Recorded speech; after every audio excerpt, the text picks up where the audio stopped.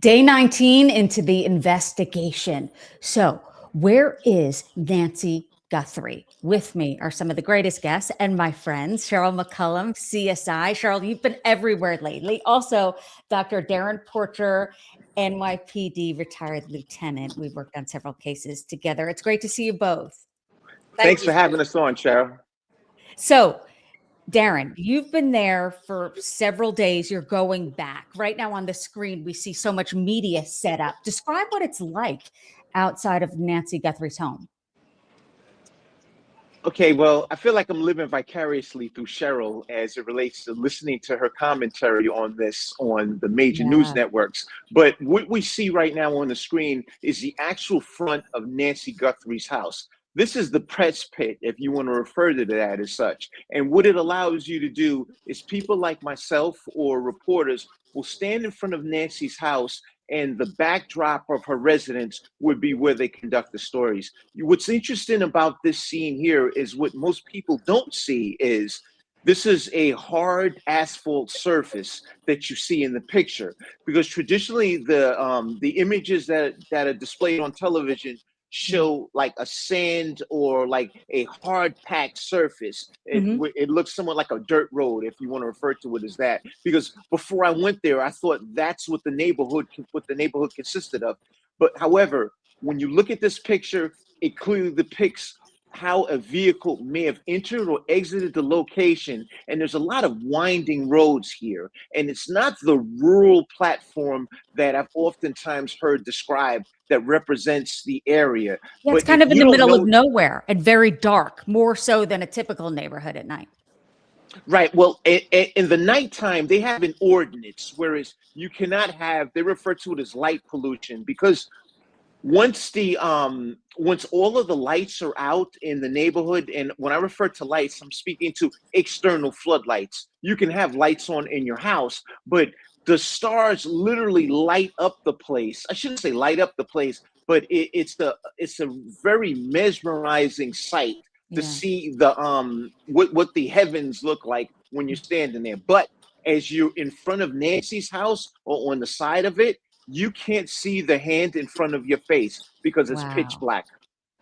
Wow. And Sheryl, how does that play into this? To me, it's a big part of it that you really can't see. As Darren described, your hand in front of you. It's the first time I've heard of light pollution. How does that play into you? Again, for this assailant to make his way to not just a front door, but a front door with an archway that's going to provide even more darkness. I mean, now you're talking about a cave. So it's really surprising that he didn't have more flashlights. He did all of that with just the flashlight in his mouth. So when I hear LT talking, and again, a lieutenant is going to be able to describe that scene, so important, nothing takes the place of being there to walk that scene, to totally understand it. So I appreciate him giving us that information, because if you do not have the ability to see your hand in front of your face, why that house? Why that day? Why that front door? Yeah. And you see all the yellow flowers there kind of gathering in front of her home, and it's heart-wrenching and heartbreaking. Darren, did you see neighbors around, or what is it like? Are the homes pretty close together? The homes are, I want to say the homes are on plots of 1 acre, but they're one next to the other as it relates to this one plot. So you'll have a house that I want to say is in the middle of that plot of 1 acre, but you have an assemblage of cactuses or roughage, so to speak, that covers that plot of the 1 acre. So you do have an assemblance of neighbors throughout that neighborhood. And it's interesting. I've spoken to quite a few people that live in the neighborhood, such as bikers or people that live in the area. And the majority of the residents are older individuals, older like me, 60 and above. And in asking these individuals about crime patterns and do they feel safe, and many of the residents told me that they leave their doors open. They don't lock their doors at night. So just based on that, I question if this was a forced entry into Nancy's house, or did the perpetrator have the ability to open the door and enter on their own? The sheriff is keeping this very tight-lipped because you haven't heard anything as it relates to being a forced entry or non-forced entry. But just by gaining that information by the residents in the area, it leads me to believe that there's a propensity for the door possibly being open. However, in the video that you're showing right now, this is not the access point that the assailant used to get into the house. Oh, it's not. No, it's not. He went through another access point. It could have even been the side, or it could have been the back of the house, but it was not the front door. And did you walk around to the side and the back? Aren't there like two separate doors, kind of one near the garage? Are there two back doors? Well, unfortunately, it didn't avail me to that level of access because there's a marked understandable, yeah. Right, marked police vehicle there. But another thing that a lot of people don't know, Nancy's house is not in Tucson, Arizona. It's in Pima County. So if it was in Tucson, Arizona, you would have the Tucson, Arizona Police Department that would be at the forefront of the investigation. Because it's in Pima County, outside of Tucson, that's why the Pima County Sheriff's Office is at the forefront of the investigation. And Sheryl, you've been saying since day one, send this off for testing because you know how well it worked in Coburger. Explain what's happening now in terms of genetic genealogy, investigative. Well, here's the deal. They send it through CODIS, and everybody thinks that's such a negative thing. Y'all, that's just one investigative tool. CODIS is one prong in this whole thing. It's not a dead end. They've still got the male DNA that was inside the home, and they can do what is called like a 1-by-1. They can do a side-by-side comparison. So if they get a viable suspect, they can swab him and test that swab DNA on the DNA unknown male found inside the house. They can also move toward the ancestry means. They can look at that and say, okay, is there a third cousin twice removed, a great grandfather, and then work backwards to locate this assailant. And I'll tell you something that I find really interesting. When you watch the video of this assailant going to her front door, he reaches out and tests the doorknob first. So this, makes me think, does he do this a lot? If he finds an open door, does he just go in? Yeah. Him going around to the back, I think that's why the floodlights were knocked out. He went all around that house. And so the back door would make sense to me. Yeah. And Sheryl working so hard, nonstop talking about this, her expertise. She's at the airport now, going live at the airport. So I appreciate that, Sheryl, so much so. So Darren, today, the reward money is up to $200,000, $100,000 from an anonymous donor, which brings me back to Delphi and just the tip line and various things are kind of aligning with that. In your experience, does that help? Do you think someone come forward and say, hey, I want that 200 grand. I'm going to tell on so-and-so? Well, when you introduce a larger reward, it widens the plane of people that could be potential suitors for it. But it also widens the pool of individuals that can either be people that don't have substantive information, such as people that will call up and say there was a Martian that removed Nancy, or people that don't have solid leads. So, but it does work. And as it relates to that anonymous donor, there was a Wisconsin attorney that put up that additional $100,000. But I just want to piggyback on not anonymous anymore. I'm joking. Right? No, not anymore. But I want to piggyback on something that Sheryl mentioned because it was very important. She spoke to the genealogy platform of the DNA. Yeah. And when we look to this this type of DNA, right? Well, no, not CODIS. The genealogy DNA. 80% of the individuals that are in that database for the genealogy DNA are Caucasian. You have to have some level of an entry point, meaning if the 20% that's non-Caucasian are either African Americans, Latinos, or Asians, or whatever. Not to discount people by saying whatever, but I just want you to understand, we have 20% of these individuals, such as a Latino, that are not entered into this genealogy component. So That being said, and how you get in there is this: I test. I insert I have my DNA given up because I want to go through either ancestry.com or Yes. Like 23andMe, Koberger's which father did that. Right, right. right. But just bear in mind, ancestry.com and 23andMe are not participants in this. Right, right. That's a good point. Right, but if you're in that 20% because you didn't introduce your DNA, me being an African American or a Latino didn't introduce DNA for that family, you're not going to have that strain of a family tree. So you can also hit negative as it relates to that. So that's Okay. just something that we Yeah. want to bear in mind. Yeah. Cheryl, are you hopeful with this case as we go into, we're in day 19? I'm hopeful. Let me tell you something. If you look at this case like a wagon wheel, that holster is a spoke. The gun is a spoke. The video is still a spoke. They're now getting video from the neighbors. They're going back and trying to get the video from inside the house. We have the flowers. We've got blood. We've got patterns. We've got people that I think are going to be, starting to really come forward now that they're saying Mexico, a white van. There's all these avenues. Y'all, they're running them down. These cases take time if there's a connection to the victim. But if there is no connection to the victim, it takes much longer Yeah, to it connect really these does. dots. But I believe they will, no doubt in my mind. Absolutely. You know what I find interesting, Darren? I want your take on this. Do we know too much? Because in Delphi, there was a lot of criticism when no one was really telling anyone. And I became close with law enforcement there, but they would say, we just can't say anything. Yes, we are looking into this. And then they stopped even saying that.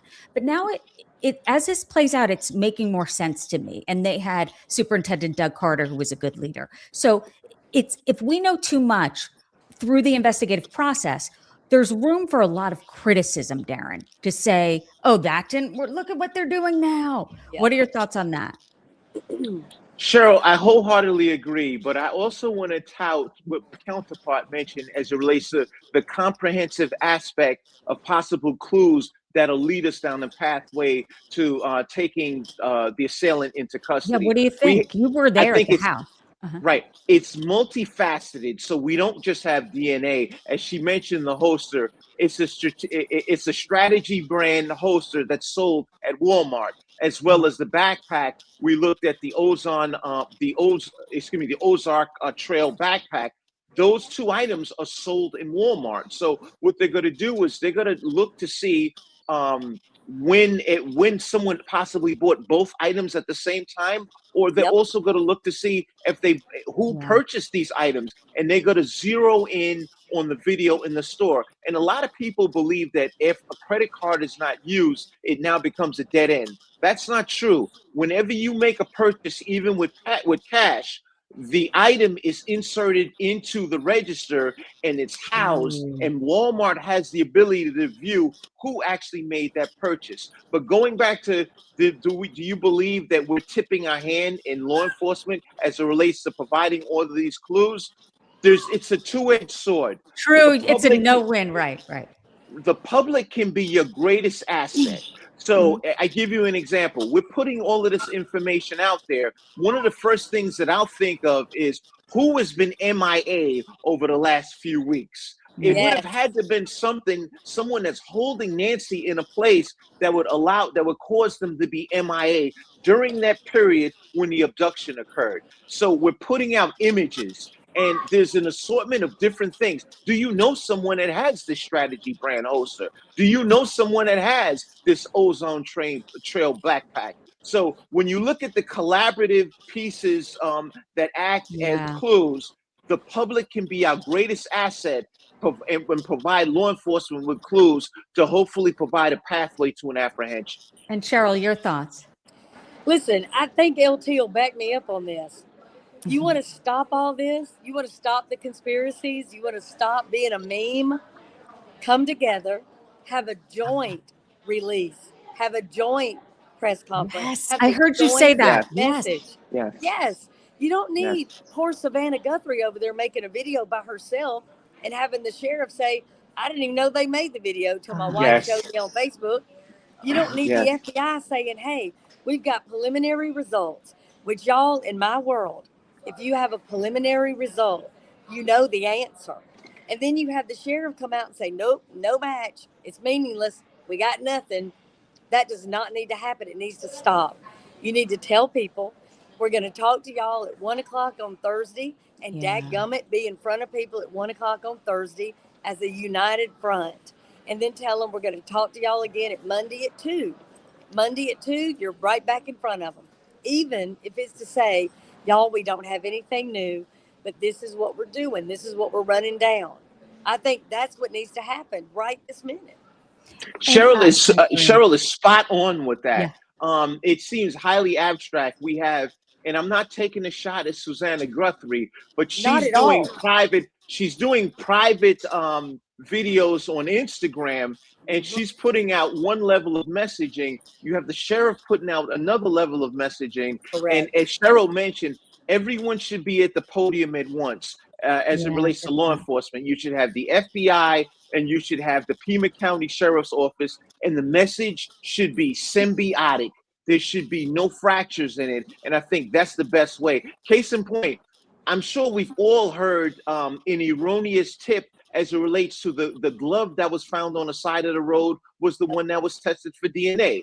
That was a false statement. And the reason why this was something that was introduced by the New York Post. The reason why this happened is because you had frayed information coming from different directional paths, and it hasn't been held under that big tent. And so we haven't had a lot of these entities working in tandem, just as Sheryl mentioned. Absolutely. And as we look back at kind of the media that's gathered there, and we've been part, all three of us, of many high profile cases. Darren, have they been respectful overall? What's the experience to actually be there? Well, I want to say they were respectful.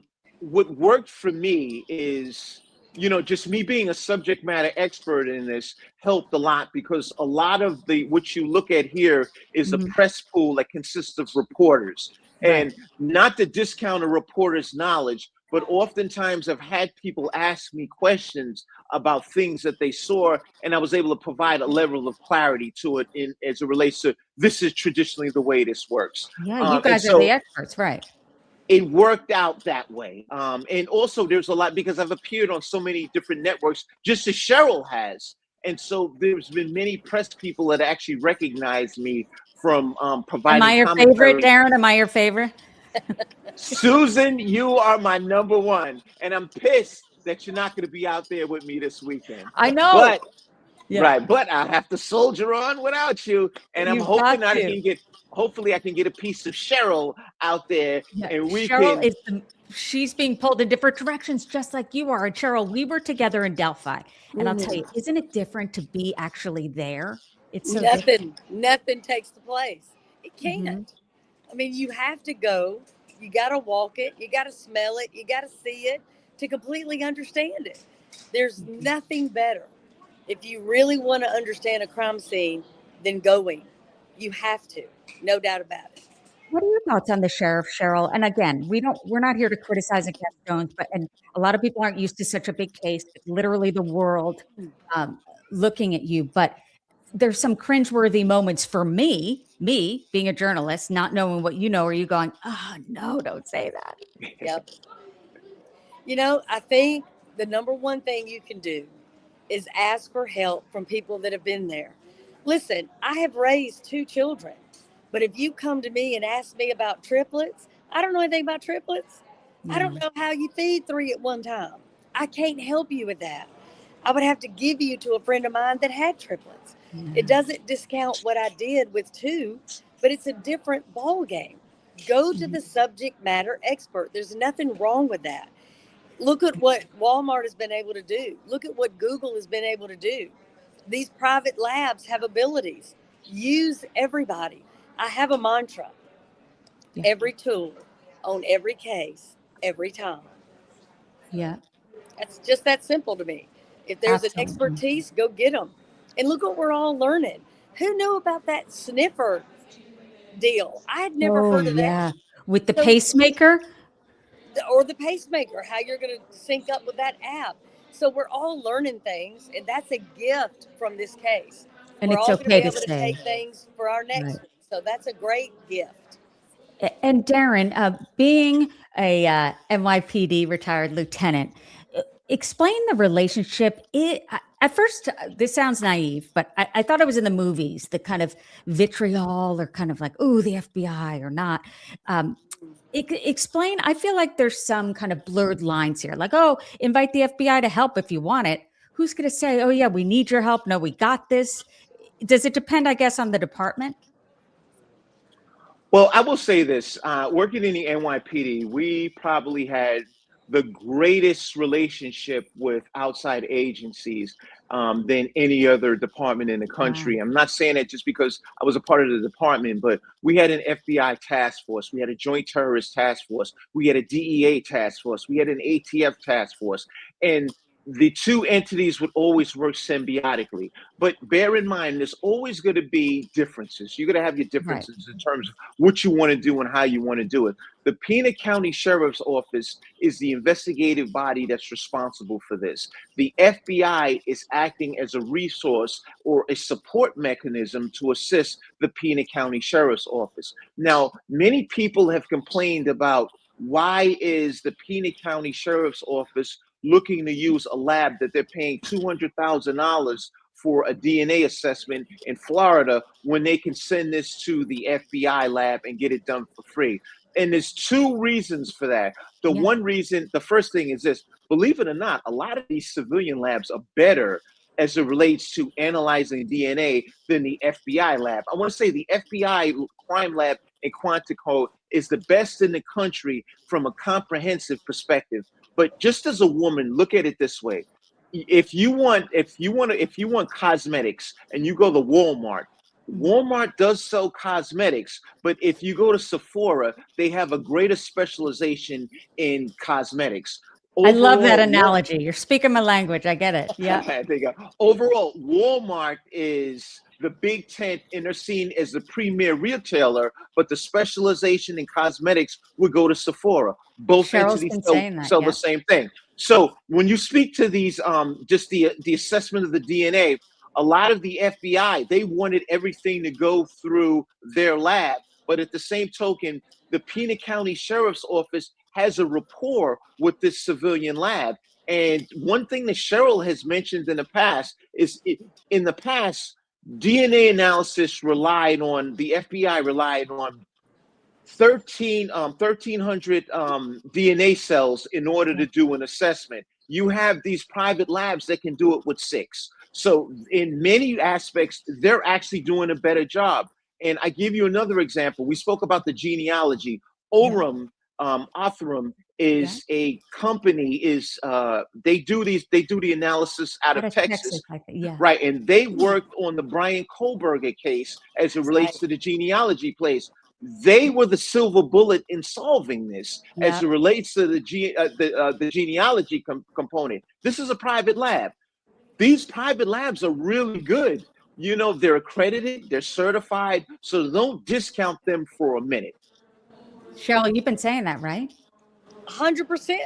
Listen, again, Google has And I technology. hung my hat on Sheryl when I spoke to the Me too. 1,300 DNA cells. That was something that I plagiarized from Sheryl on another No, interview. you're just repeating skilled, Hey, knowledgeable insight. it's just a fact. Anybody can say it.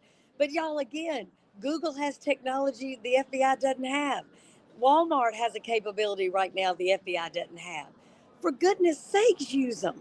There's nothing wrong with going to somebody smarter, better, faster. That's why they're here. And we should be celebrating that, not blocking it. Yeah. You know, And another Darren, thing, Susan, not to cut you off, but that's one fine. thing that Sheryl mentioned that's important. When you look, private industry is far more pronounced than government. Just think about it from your perspective. Would you rather purchase something from the government or would you rather purchase something from private industry? When we look at the drones that are being flown, when we look at the helicopters that are being constructed, when we look at the equipment that's used in these labs, the FBI doesn't construct or manufacture the equipment. It's all private industry. And Susan, private industry is far to make ahead that clear, of government. he mentioned Go ahead, Sheryl. in that program. So of course he's going to have the best machine. Yes. Yep. No, you're absolutely right. You know, I want to paint a quick picture here. So for Delphi, it was a month-long trial. I was there. We had to line up our chairs every night. I think it got earlier and earlier, 1:30 a.m. And you would be kind of lined up to get into court, and the different streamers were there and what have you. So Darren, and taking you back, because I am kind of mesmerized at the location. I saw that you were there during the day and then at night at times. What is that like? Is it one live shot after the other? Do you run into reporters that you know through the years?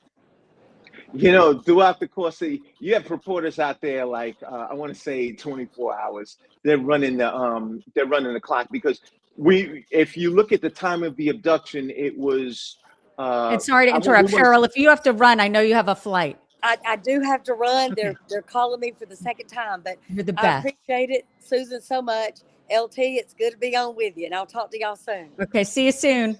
All right, take it easy, Sheryl. Okay, bye. All right, and so there was two. No, I'm kidding. Right, there we go. So during the 2 a.m. hour is when the abduction occurred. So you're gonna have reporters that are actually out there at that time because that's when we believe the abduction occurred. Yeah. During the daytime, you'll have just from the perspective of doing television, it looks much clearer during the daytime, whereas you can capture a hit, or I should say an interview, so to speak, to show you, okay, we're in front of the house, this is what we think happened. But during that 2 a.m., you could see it in real time in terms of what it looks like and the possible entrance and exit points on that road, which would have led to the abduction. So you see them at a variation of different times. And I also went down to close to the Mexican border. Oh, you did? Which is Brian Enton's over there right now. Said it was easy access to get. Right. It's just it's one straight run down there. And one thing that's interesting about when you get down by the Mexican border, your cell phone can get picked up by a Mexican carrier down there. So it's nothing if you're standing like just off of the border to have the cell site of your phone call be captured as a long distance call on the Mexican side. The reason why I bring this up is although there's no substantive information and support that she is in Mexico, but that was something that was a lead that was put out there that should be pursued. We have an attaché in Mexico that's in the Mexican embassy that's been in contact with the FBI just to be on the lookout. The posters. When you say attaché, I'm sorry, I think of the John Benet Ramsey note.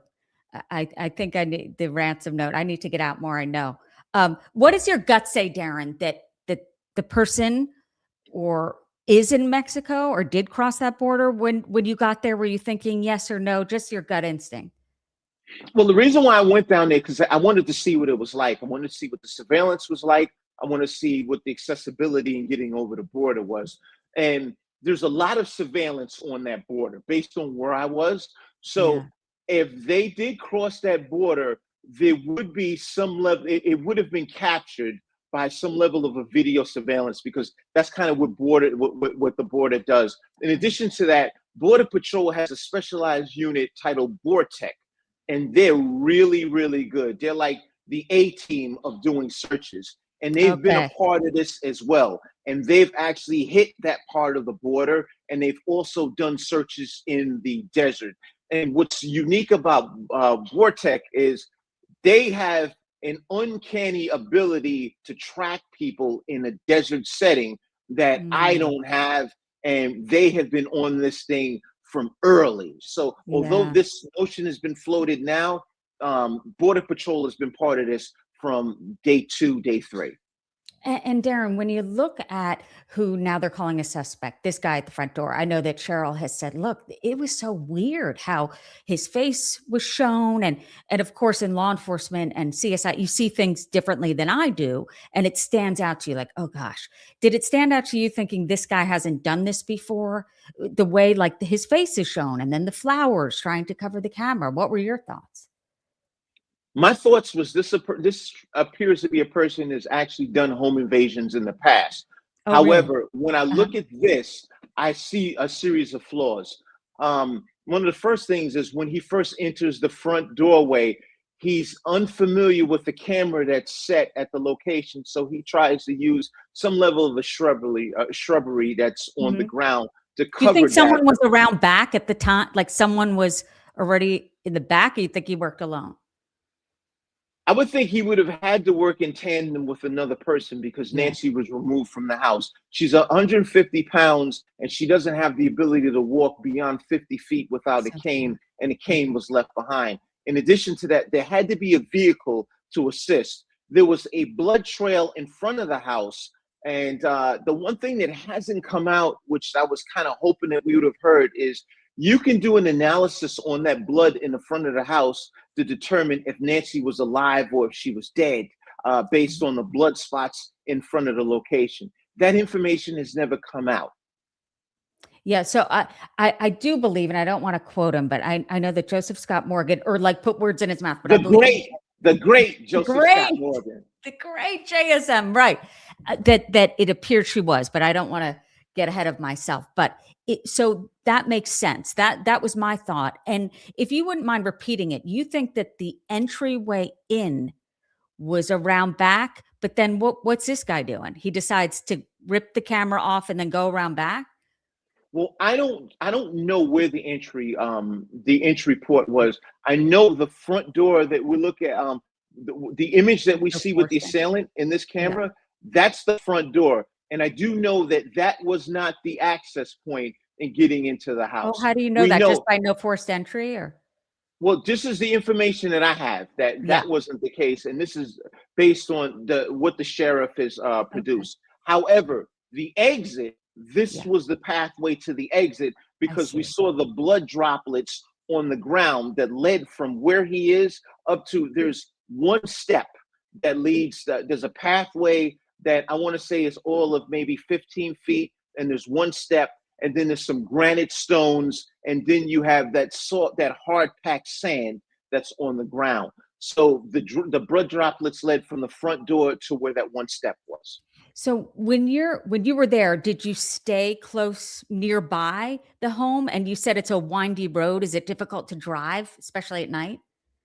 Well, the hotel that I stayed at was, I want to say, maybe 2 miles away. But in order to get to Nancy's house, you don't get there by accident. You have to know where you're going, because there's a series of winding roads, and it's far from a direct route to get there. And so it took me, I'd say 2 miles to get the 2 miles there, probably 8 minutes. But 8 minutes is a long time in a car to drive 2 miles. On the windy roads at night, that I would be petrified of that, meaning, and it's the first time I heard of it with this case, which is light pollution, meaning wanting people to be able to see the stars and not to be distracted by street lights. But it just, seeing that, it would, I don't know, I'd be petrified. And I wonder, do you think she's still alive? I know that I've been asked that, and we really can't say, but your thoughts now being there and day 19, what do you think? Well, I'll give you this, and I'll let the viewers make their own assessment. Nancy needs her heart medication within 24 hours. The heart medication is essential for her life. The heart medication was left behind. We don't have anything to support that she had this heart medication. She's an 84-year-old woman in challenging health. So I have nothing to support that she's lifeless or she's lifeful, so to speak. But the crux to me is she doesn't have the heart medication. So that's the challenge that we have as it relates to her still being alive, but we have nothing to prove that she's not alive. And one thing that happens is with the pacemaker is this. There's a long-term battery in the pacemaker, and what that does is it sends a signal to whoever the medical provider is, but you have to have the Bluetooth connection. And so what I saw is, while I was in the area, there was a series of drones that were being flown by law enforcement, as well as helicopters, to try to connect with the Bluetooth, which would allow you to connect with Nancy's pacemaker. And once you make that connection, it becomes much easier to identify a location that she's in. So it goes back to the pacemaker would be able to tell you if she's alive or not, but we haven't located the pacemaker, and it's using the Bluetooth to try to do that as we speak. For those just tuning in, I've known now Dr. Darren Porcher for years, and we've covered various cases together. I don't How did fix shoulders. I'm a different type of doctor. I don't fix shoulders, and I don't do gastrointestinal issues. So just. How did you first get into analyzing various cases? I know at HLM we did so many, and at CNN. And how does this case kind of align with that? Is it very different than the other cases you've covered? First, how'd you get into it? Well, just to give you a backstory, what I do is I go all over the country and I testify in both criminal and civil trials as an expert. I have a trial next week, for example. I've testified in DC. I've supported police departments. I've gone against municipalities, but it's the dissecting of information of this magnitude, and I'm oftentimes a part of as it relates to as an expert.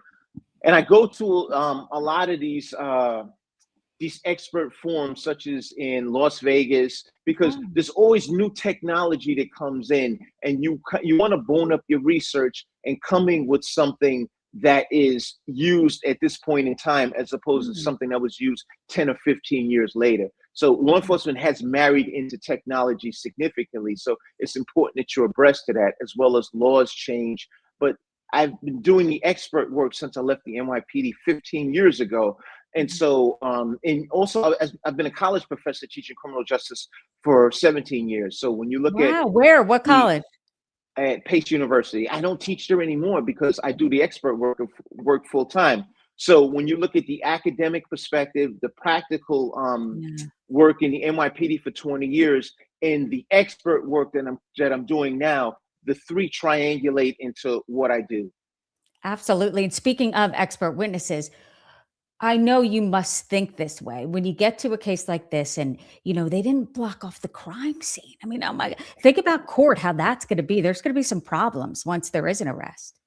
There's a challenge in that they open up the crime scene way too early, as far as I saw it. In the sheriff's defense, this is not a traditional case that's come within his purview in his time as being a sheriff. So a lot of this was, I want to say, building the plane as you're learning how to fly it. I don't want to discount his level of knowledge. I think there's some really good things that he's done as well. So I don't want to torpedo him on this. But what happens when you have a case of this magnitude, you're going to make mistakes. And there are some things that are more blaring than others as it relates to the crime scene being opened up and then closed down, and then you have investigative entities come in. So you have the propensity for the contamination that unfortunately that happens more so often than not, believe it or not. So it's one of these things that happen, but I think that the sheriff, along with the federal authorities, are grabbing the bull by the horns, and they're throwing everything at this, and they're leaving no stone unturned. And in no way, but imagine, Darren, the cross-examination from defense attorney would be like, no. I understand. You're right.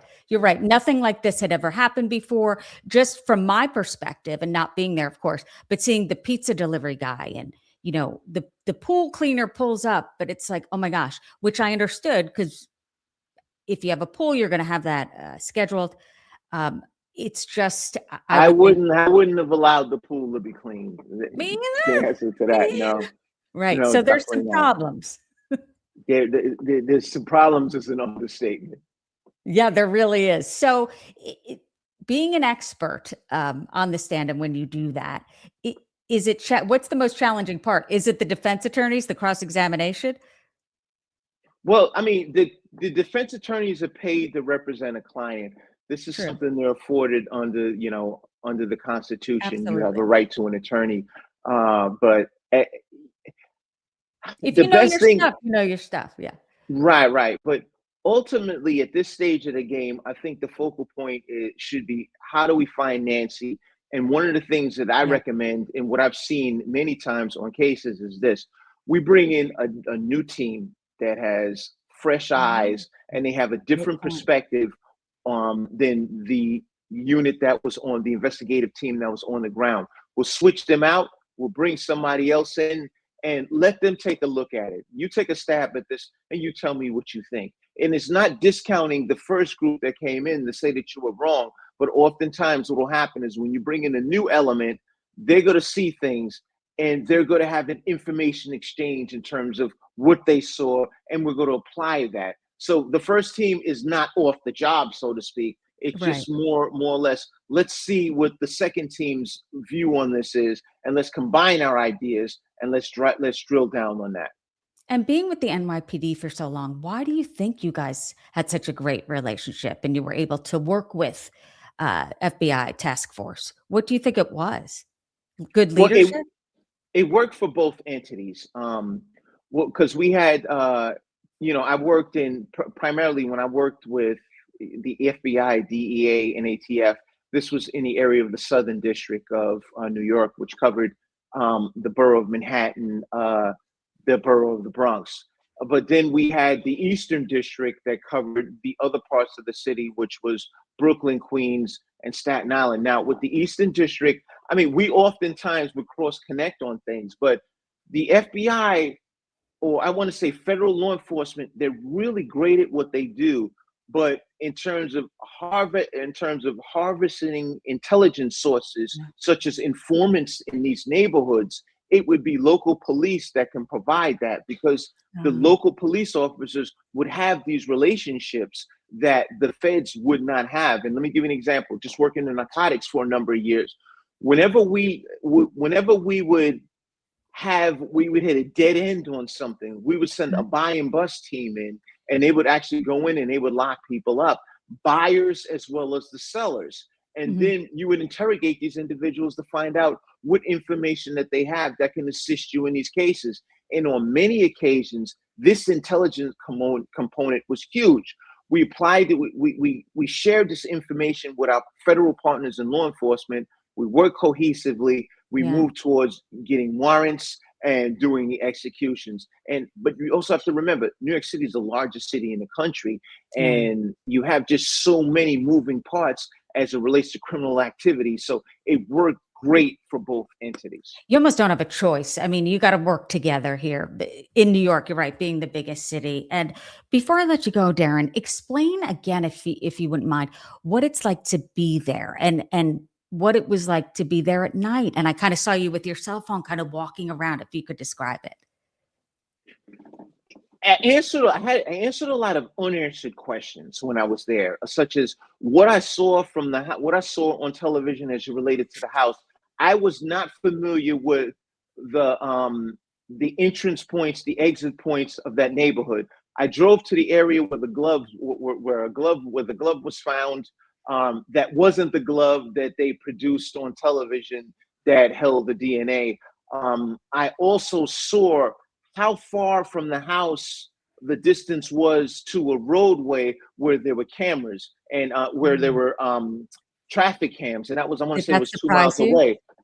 It did, but I also understood the dynamic of that neighborhood. It's not a rural neighborhood. And I hear over and over again that this is a rural neighborhood. No, it's actually a populated neighborhood, but just the homes are on plots that are like a 1 acre. But that was all, looking at the, how things look different from one time to the next, also going down to the border and seeing, it's only a 1 hour trip, and seeing what the surveillance consisted of down at the border. It kind of allowed me to wrap my head around this from the perspective of what would I do if I was the investigator and I would do this, this, and this. I was also there when those apprehensions happened and they released the suspects. All three apprehensions. What was that like? Were you like, oh my gosh, it's an arrest? Or the SWAT team was there, right? It was ironic because we were staged at Fox News at the Pima County Sheriff's Office, and then we see the SWAT trucks pull out. And this one side of me is like, well, are they just trying to just kind of hang out in the neighborhood just in case something happens? Right. Because they didn't leave with lights and sirens. And then later on, there's a Calvert, which is the fast food restaurant that I want to say is maybe a quarter mile away from where we were at the Pima County Sheriff's Office. That's where they stopped the Range Rover, and they conducted a search of the vehicle. They let the people go. In addition to that, 2 miles away from Nancy Guthrie's house is where they conducted the search warrant in the residence with the two males and their mother. And I went by that house too. And it just gave me a clear perspective of where I was and how things were happening and how I could understand why they may have targeted that location because it was relatively close. And what I think happened is they did something we refer to as geofencing. What geofencing does is it creates a fencing of an electronic fencing of, I shouldn't say an electronic fencing, but like an it area. captures, it captures, it covers a specific area, and a fog analysis will analyze all of the electronics in that area that's geofenced, such as cell phones and computers. So I believe that there was geofencing done in the area, and they extracted information, and that's what led them to believe that the individuals in that house were potentially suspects. And Have you ever been in that position where, for lack of a better term, jumped the gun here? Do you think they moved too fast without, especially with I think it was a DoorDash guy or the delivery guy? I mean, you're speaking about the first Amazon delivery person that was taken into custody in Rio Rico. That was by the Mexican border. Yeah. I think the geofencing is where they captured him as a person that did a delivery there, and they felt that there was a little more to him other than just making a drop off of an Amazon package, and that's why they stopped him. I don't have much more information. Yeah, he wasn't arrested. He was just he was detained, but he wasn't arrested. Mm-hmm. And the same holds true with all of the individuals in question. On the 3 stops, they were all detainees, and none of them were arrested, and they were let go. And even more question marks ring in my mind. And you asked me, have I ever been in a situation like that? I've been in a situation before where we've executed a warrant at the wrong place because the confidential informant gave us information that was not accurate. And these things happen in law enforcement, unfortunately. And for those just joining us, describe the darkness there again, if you will. As I have my hand in front of my face, I literally, at nighttime, you cannot see your hand in front of your face. So we're speaking 9 inches away. I can't see my hand in front of my face. Wow. And finally, Darren, do you think this will be solved soon? I mean, my heart, it really is heartbreaking. And I've mentioned this before, but everyone's asking me about it. What do I think? And I think the attention towards this case is that everyone thinks of their mom, or you think of someone you love. And it's just, you can't imagine what the family's going through. I think it's going to be solved relatively soon. I'm surprised it wasn't solved sooner. I just think the assemblance of clues that they have, such as the strategy brand holster that was purchased at Walmart for $11, the ozone trail backpack that was also purchased at Walmart. We look at the face of the subject, whereas we're going to triangulate the distance between the eyes, the nose, and the mouth. We look at the manicured eyebrows. We look at what we believe is possibly facial hair, such as a mustache, as well as either a beard or a goatee. I think when you look at all of this information, I think it's going to be quite telling. Another thing we didn't discuss, if you look at that right hand, it looks like there's a ring on one of those fingers. Now, it could be either a wrinkle or it could be a ring, but that could also be a telling piece to this as well. In addition to that, when he's holding the flashlight in his mouth, buccal DNA meaning whenever we swab someone that's arrested, we use something that looks like a Q-tip, and we swab the inside of their mouth. And that's when you gain the saliva from the buccal DNA. So when he placed that flashlight inside of in his teeth, there's a good chance that we had a transfer of saliva DNA, which would have been either on the doorknob or somewhere inside of the residence, because it would have been at the tips of his fingers. So I think that we're going to have an overwhelming amount of evidence here. It's just a matter of trying to attach this to the right person. And then do you think this guy's panicked, or should he be worried? The best case scenario is if he panicked, because once a person panics, then it takes away from the natural planning, structure, and doing things. Yeah. When you panic, you make mistakes, and that's what we want. And I think there's a side of law enforcement that's trying to get this person to panic as they put out these a lot of this information. But I want to explain something that's very important. There's a company, Parabond, and what they have the ability to do, this is a civilian lab. They claim that they can take a DNA cell and create an image of an individual. So I'm hoping that they can coalesce with law enforcement to see if this technology really works. Because if that works, we got a home run. Exactly. And I know I keep saying finally, but you're just a plethora of information. That house looks very big when you look at it from an aerial shot. Does it look the same when you're there out front? It's bigger than my house, so yeah, yes, it is. Yes, it is. And is there vegetation where people can hide? Yes, and so like I mentioned to you earlier, this is a 1 acre lot. It appears as if it's a 1 acre lot. You have shrubbery, you have cactuses, you have roughage there. So are there points where you can hide? Yes, but I really don't think that was necessary, because when you look at the time that the assailant came in, you could literally just stand on the side of the house outside of the front of it, and you could stand by a bush and no one would see you. And just remember, Nancy's Nest cameras were inactive, and that presented the challenge in why it took the Google engineers so long to extract the video, because the video was in a coded language. It was erased, and since she didn't have a subscription, so it was in a coded language. It took them 9 days to decode that and create a video, which we saw consisted of the 20 seconds. They're trying to do the same thing in the house, but it's a hit or miss. This is a very difficult endeavor to do, but this is the partnership between law enforcement and the private industry. The private industry being Google, and Google is at the forefront of this, and they're working as hard as they can.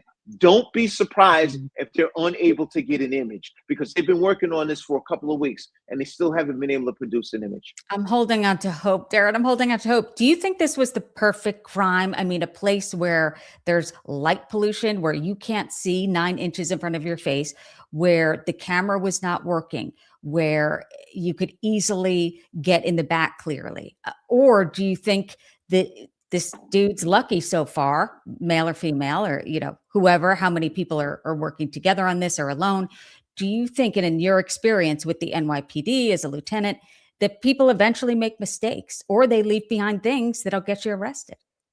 The criminals left behind an assortment of things that we would refer to as clues or mistakes that we as law enforcement have been able to capitalize on and use to our advantage. But at the same token, we've come up short and haven't been able to produce a suspect. So there's 3 different theories here. The first theory is this was a home invasion that went bad, and while the assailant was in the house, they realized this went bad, and I want to get the body out of there. And because if there's no body, then you can if let's say hypothetically they want to kill the person. I'm hoping I'm wrong here, but if they remove the body and they kill the person, then it becomes more difficult when you come into a court of law to prove or disprove how the person was killed. Were they shot? Were they stabbed? You don't have any of that because you don't have a body. That's one side of it. There's another theory that this was revenge or retaliation for something that's unknown. And the third party was, this was a target, that the third component would be, this is a targeted kidnapping. They specifically came to that residence to kidnap her and ask for a ransom. Those are the 3 aspects that we're drilling down on.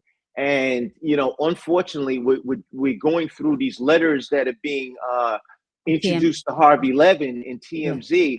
And in my experience, I've never seen a kidnapper send letters to the media. Traditionally, when kidnappings are come about, they send a letter to the family, and it says, "Don't tell law enforcement, or we're going to kill the person that in question that we have in our custody." And so they want their money, right? Right. We want the $6 million in Bitcoin, as been mentioned, which has since changed over from Bitcoin to some other type of cryptocurrency, which I don't know, because there's been 5 different letters that have been sent to Harvey Levin. There's really been no proof of life. and this is just my experience with kidnappings, it's always open-ended. The kidnapper will always leave a line of communication to the family or law enforcement so they can have the exchange of the currency that they're looking for. That doesn't appear to be the case here. That's why I'm more inclined to think that this was an abduction, a burglary that went wrong, because you have two types of burglars. You have the daytime burglar that's generally a non-violent person. They conduct surveillance. They go into the home. Yeah, they know you're gone. Yeah. Right, exactly. And I give you an example. What happened with a lot of these celebrities like Patrick Mahomes, a lot of these athletes, a lot of these celebrities in Los Angeles, they had their People homes know you're playing a game. Yeah, yeah. Right, exactly. They had their homes burglarized when they were out of town. There was no intent to engage the occupants. It was more more calculated than it was violent. Then you have the second type of burglar that goes in at night. The nighttime burglar understands that there's a propensity, whereas you have to use violence and they're willing to do it. Remember, we saw a backpack with this suspect here, and that backpack looked as if it was loaded to the brim. What did we have in it? Did we have zip ties? Did we have burglary tools? There could have been a change of clothes in there. We don't know what was in there, but one thing we do know is that person that was going into that house was resourced based on looking at that backpack. And that person, if they're doing the burglary, like I mentioned, and it goes bad, they may have reached out to someone and say, hey, look, this is not going the way we want it to go. I need an out. That's why they may have been in there for the 40 minutes, just trying to figure out what is the next phase in this thing, because this lady is not holding up the way I would like her to, because once again, the nighttime burglar still wants to get in and get out. They'll use violence if they have to, but they prefer not to. And then the third piece, as I mentioned earlier, the kidnapper. The kidnapper is usually somebody that comes in, they tie the person up, and they get them out there. They get them out of there relatively quick. And then it starts with letters to the family. So I gave you my 3 different theories. You pick one, and that's what we have. Yeah, and you're heading back soon, right? You're going back to the house? Tomorrow. I go back tomorrow, right, and I'll be there for the weekend. And hopefully I can capture something that I can present that's substantive. I'm hoping so. Will you come back on?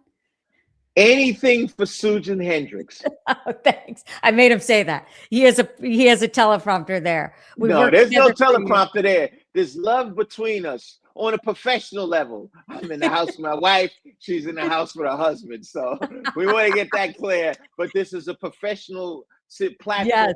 And Susan and I have been on in the past, had great segments. And for hours on the set, right? Investigative reporting 2.0. Yeah. Dr. Darren Porcher, thanks so much. It's so good to see you. Always great being on with you, Susan. And I look forward to circling back with you. And if we can even connect and possibly do a segment while I'm there, I'm open. Yes, while you're there, please, because you the challenge is so well. It would be with a cell phone, and we wouldn't have perfect. It wouldn't be as quintessential as this, but I can reach back out to you. We have one another's phone number. I'll reach out to you either tomorrow and give you a better understanding of what the plane and time is. I would love it. You could bring us right there. I would love it, Darren. Thank you. And that's what we would do. Okay. Good to see you. Stay put though. While I end. All right. I promise we'll do it. Okay. Okay. Bye guys. Susan. Thanks for watching. All right.